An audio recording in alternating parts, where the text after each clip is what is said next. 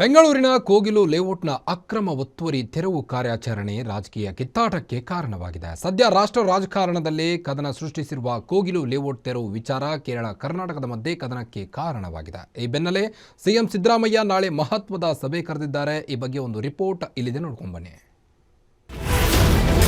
ಕರುನಾಡಲ್ಲಿ ಕೇರಳ ಸರ್ಕಾರದಿಂದ ರಾಜಕೀಯ ಬುಲ್ಡೋಜರ್ ನ್ಯಾಯ ಎಂದ ಕೇರಳ ಸಿಎಂಗೆ ತರಾಟೆ. ನಾಳೆ ತುರ್ತು ಸಭೆ ಕರೆದ ಸಿಎಂ ಸಿದ್ದರಾಮಯ್ಯ.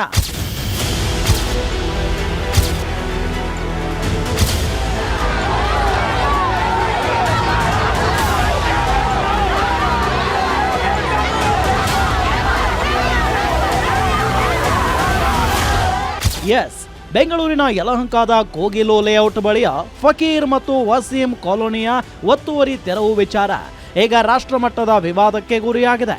ಮುಸ್ಲಿಂ ಸಮುದಾಯ ಹೆಚ್ಚಿರುವ ಏರಿಯಾ ತೆರವು ವಿಚಾರ ಸದ್ದು ಮಾಡ್ತಿದೆ. ಮುಸ್ಲಿಂ ಸಮುದಾಯದ ಬಾಹುಳ್ಯದ ಏರಿಯಾದಲ್ಲಿನ ಜನರನ್ನ ಒಕ್ಕಲೆಬ್ಬಿಸಿರುವುದಕ್ಕೆ ಕೇರಳ ಸಿಎಂ ಕರ್ನಾಟಕ ಸರ್ಕಾರದ ವಿರುದ್ಧ ಸಮರ ಸಾರಿದ್ದಾರೆ. ಕಳೆದ ವಾರದಿಂದ ಯಲಹಂಕದ ಕೋಗಿಲು ಲೇಔಟ್ನಲ್ಲಿ ಅಕ್ರಮವಾಗಿ ಕಟ್ಟಿದ್ದ 180ಕ್ಕೂ ಹೆಚ್ಚು ಮನೆಗಳನ್ನ ಜಿಬಿಎ ನೆಲಸಮ ಮಾಡಿತ್ತು. ಈ ತೆರವು ಕಾರ್ಯಾಚರಣೆಯ ಬಗ್ಗೆ ಕೇರಳ ಸಿಎಂ ಪಿಣರಾಯಿ ವಿಜಯನ್ ಮೂಗು ತೂರಿಸಿ ಉತ್ತರ ಭಾರತದಲ್ಲಿ ಮುಸ್ಲಿಮರನ್ನ ಗುರಿಯಾಗಿಸಿ ನಡೆಸುತ್ತಿದ್ದ ಬುಲ್ಡೋಜರ್ ನ್ಯಾಯ ಇದೀಗ ಕರ್ನಾಟಕ ಸರ್ಕಾರದಲ್ಲೂ ನಡೆಯುತ್ತಿದೆ ಎಂಬ ಅರ್ಥದಲ್ಲಿ ಟ್ವೀಟ್ ಮಾಡಿದ್ದರು.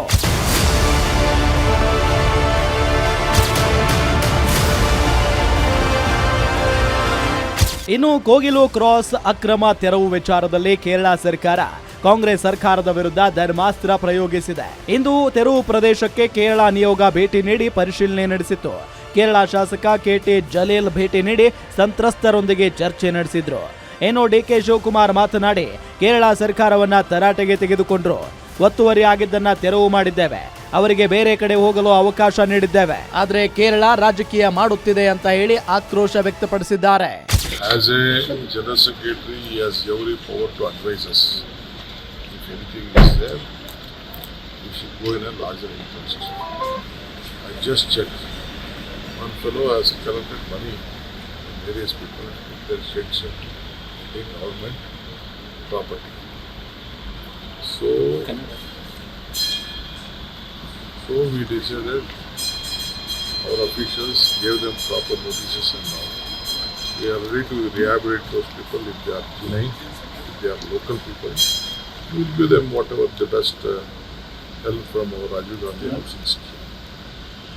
But as a leader of a national party, he has every respect to advise the government and the functioning of the government. ಮಾನ್ಯ ಮುಖ್ಯಮಂತ್ರಿಗಳ ಜೊತೆ ಈಗಲೂ ಅವರು ಮುಖ್ಯಮಂತ್ರಿ ಕಚೇರಿಯಿಂದ ನಾನು ಬರ್ತಾ ಇರೋದು. ಮುಖ್ಯಮಂತ್ರಿಗಳ ಜೊತೆ ಮಾತಾಡಿದ್ದೀನಿ. ಅವರು ಹೇಳಿದ್ರು ಹೋಗು, ಅವ್ರಿಗೆ ವಿಸಿಟ್ ಕೊಟ್ಟು ಅವ್ರಿಗೆ ಆಶ್ವಾಸನೆ ಕೊಡ್ಬಾ, ನಾಳೆ 11 ಗಂಟೆಗೆ ಮೀಟಿಂಗ್ ಆದಮೇಲೆ ಖಂಡಿತ ಅವ್ರಿಗೆ ಸಿಗುತ್ತೆ. ಕೇರಳದವ್ರು ಯಾರಿಲ್ಲ ಇಲ್ಲಿ, ನಮಗೆಲ್ಲ ಗೊತ್ತಿದ್ದಂಗೆ ಕೇರಳ ವಾಸಿಗಳು ಯಾರಿಲ್ಲ. ಈ ಥರ ಭಾಳ ಘಟನೆಗಳಾಗಿದೆ. ಇದೇ ಥರ UPದಲ್ಲಿ ಬುಲ್ಡೋಸ್ ಮಾಡಿದ್ರು ಮನೆ ಎಲ್ಲ. ಏನೀಗ ಕೇರಳ ಚೀಫ್ ಮಿನಿಸ್ಟರ್ UPಗೆ ಹೋಗಲಿಲ್ಲ, ಅವಾಗ ಚುನಾವಣೆ ಇರಲಿಲ್ಲ. ಈಗ ಏಪ್ರಿಲಲ್ಲಿ ಚುನಾವಣೆ ಬರ್ತದೆ ಹಿನ್ನೆಲೆಯಲ್ಲಿ ಇದೆಲ್ಲ ರಾಜಕೀಯ. ಅವ್ರು ಏನಾರ ಮಾಡಂಗಿದ್ದಿದ್ರೆ ಮಾನ್ಯ ಕೇರಳ ಮುಖ್ಯಮಂತ್ರಿಗಳು ಏನಾರ ಬಡವ್ರ ಬಗ್ಗೆ ಕಾಲೇಜ್ ನಾನು ಮಾಡಂಗಿದ್ರೆ ಕೊಡಬೇಕಾಗಿದೆ ಅನ್ನೋದನ್ನ. ಕೋಗಿಲು ಲೇಔಟ್ ಒತ್ತುವರಿ ತೆರವು ಬಗ್ಗೆ ಕೇರಳ ಸಿಎಂ ಟ್ವೀಟ್ ಬೆನ್ನಲ್ಲೇ AICC ನಾಯಕರು ಘಟನೆಯ ಬಗ್ಗೆ ಮಾಹಿತಿ ಸಂಗ್ರಹಿಸಿ ಸೂಕ್ಷ್ಮತೆಯಿಂದ ಸಂತ್ರಸ್ತ ಕುಟುಂಬಗಳೊಂದಿಗೆ ಸಂವಹನ ನಡೆಸುವಂತೆ ಸಲಹೆ ನೀಡಿದ್ದಾರೆ. ಹೀಗಾಗಿ ಒತ್ತುವರಿ ತೆರವು ಮಾಡಿದ ಸ್ಥಳಕ್ಕೆ ವಸತಿ ಸಚಿವ ಜಮೀರ್ ಅಹಮದ್ ಖಾನ್, ಸಿಎಂ ರಾಜಕೀಯ ಕಾರ್ಯದರ್ಶಿ ನಜೀರ್ ಅಹಮದ್ ಭೇಟಿ ನೀಡಿ ಸಂತ್ರಸ್ತರ ಜೊತೆ ಚರ್ಚೆ ನಡೆಸಿದ್ರು. ಇದೇ ಘಟನೆಯ ವಿಚಾರವಾಗಿ ಸಿಎಂ ಸಿದ್ದರಾಮಯ್ಯ ನಾಳೆ ಮಹತ್ವದ ಸಭೆ ಕರೆದಿದ್ದು, ಸಭೆಗೆ ವಸತಿ ಇಲಾಖೆ ಹಾಗೂ ನಗರಾಭಿವೃದ್ಧಿ ಇಲಾಖೆಯ ಅಧಿಕಾರಿಗಳಿಗೂ ಬುಲಾವ್ ನೀಡಲಾಗಿದೆ. ಇನ್ನು ಮುಸ್ಲಿಂ ಸಮುದಾಯದ ಓಲೈಕೆಗೆ ಕೇರಳ ಸಿಎಂ ಹಾಗೂ ಕೈ ನಾಯಕರು ಮುಂದಾಗಿರುವುದಕ್ಕೆ ಬಿಜೆಪಿ ನಾಯಕರು ಆಕ್ರೋಶ ವ್ಯಕ್ತಪಡಿಸಿದ್ದು, ಬೆಂಗಳೂರಿನಲ್ಲಿ ಒತ್ತುವರಿ ತೆರವು ನಡೀತಾ ಇದ್ರು ಇದೀಗ ಮುಸ್ಲಿಂ ಸಮುದಾಯದ ಓಲೈಕೆ ಹಾಗೂ ಮುಸ್ಲಿಮರ ತುಷ್ಟೀಕರಣಕ್ಕೆ ರಾಜ್ಯ ಸರ್ಕಾರ ಮುಂದಾಗಿರುವುದು ಸರಿಯಲ್ಲ ಅಂತ ಮಾಜಿ DCM ಅಶ್ವಥ್ ನಾರಾಯಣ್ ವಾಗ್ದಾಳಿ ನಡೆಸಿದ್ದಾರೆ. ಜನಪರವಾಗಿ ಜನರಿಗೆ ಕೆಲಸ ಮಾಡಿಕೊಡ್ಬೇಕು ಅನ್ನೋಂಥದ್ದು ಯಾವ ನೈತಿಕತೆ ಇಲ್ಲ. ಇಲ್ಲಿ ಪೈಪೋಟಿ ಮುಸ್ಲಿಂ ಓಟು ಕಮ್ಯುನಿಸ್ಟ್ರು ಹಾಕಬೇಕಾ ಅಥವಾ ಕಾಂಗ್ರೆಸ್ ಪಕ್ಷಕ್ಕೆ ಹೋಗ್ಬೇಕಾ ಅನ್ನೋದು ಪೈಪೋಟಿ.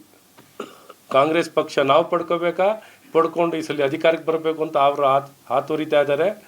ಇಲ್ಲಿ ಪಿಣರಾಯಿ ವಿಜಯನ್ ಅವರು ಮುಸಲ್ಮಾನರು ಓಟ್ ಇಟ್ಕೊಂಡು ನಾನು ಇನ್ನೊಂದ್ಸಲಿ ನನ್ನ ಪಕ್ಷ ಅಧಿಕಾರಕ್ಕೆ ಬರಬೇಕು ಅನ್ನೋಂಥದ್ದು ಪಿಣರಾಯಿ ವಿಜಯನ್ ಅವರ ಪ್ರಯತ್ನ.